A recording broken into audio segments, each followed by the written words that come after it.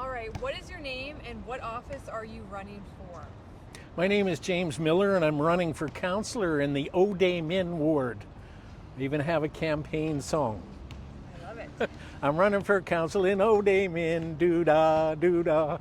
Running for council and I hope to win, oh doo-dah day. That's fantastic. And why are you running? Oh, I want to make a difference in the city of Edmonton, and I want to try and work on one of the major problems that we don't seem to know how to solve, and that's homelessness. And if you visit my website, I think I'm one of the few candidates that has a comprehensive plan to how to deal with homelessness that covers it right from the addict and what can we do with them right to getting them housing. What is your most recent job or work experience? Oh, I've had thousands of jobs. I've been a communications officer at the University of Calgary, been a marketing manager, been a daily reporter. The last job I had was counting inventory for a company, and that was probably one of the tougher jobs I've ever had.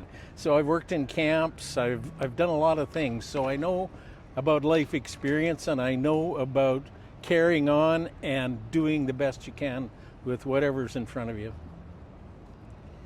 If you were elected, what would be your first priority to fix?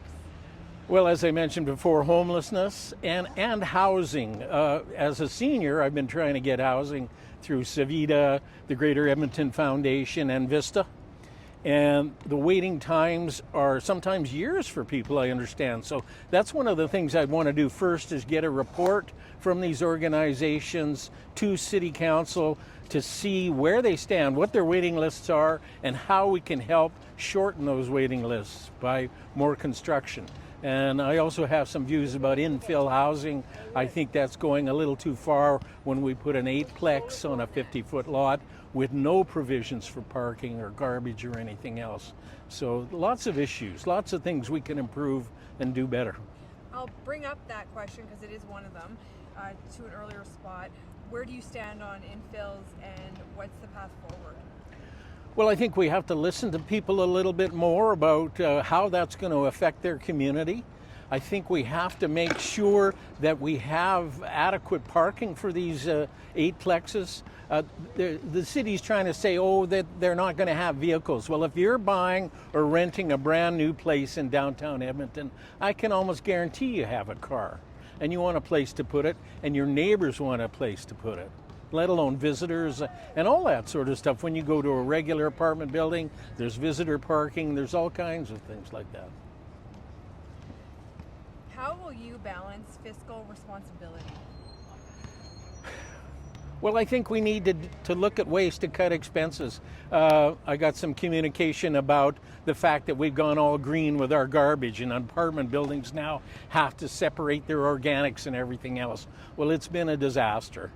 And I think we can maybe cut back on some of that sort of thing and realize that my understanding is a lot of the recycling now actually ends up in the landfill, that it's not a complete process, and that we could save some money there. We could look at all kinds of ways of saving money, but that's getting into the budget and looking at all the numbers and seeing where we can improve things. Construction and long timelines frustrate Edmontonians. What would you change about how Edmonton plans and delivers these projects?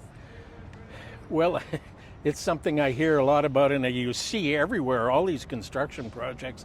And I don't honestly know if they know what they're doing or if they do have a timeline. What we have here is a climate that says you got to do this in the summer or it just gets much more difficult. So I think they're trying to complete a lot of things. We need that LRT. It's going to be great when it's done, but it's no question it's inconvenient for everyone now. What is your plan to make Edmonton safer? Safer? Well, as I say, if we address the homeless situation, the current council has limited the size of homeless shelters to no more than 125 because they feel that the homeless people would be scared of anything bigger. That's not true. What they need is a place to be able to do their drugs safely indoors and not be out terrorizing the community. So mine's quite a radical proposal, but we legalize these drugs. It took us 90 years to figure out that marijuana maybe wasn't all that bad. Do we have to wait another 90 years before we do the same thing for these other drugs, which are actually killing people? I think there was 350 overdoses in 150 days so far. How many people have to die before we say to ourselves, this is our responsibility? It's not the drug dealer. They're not the predators.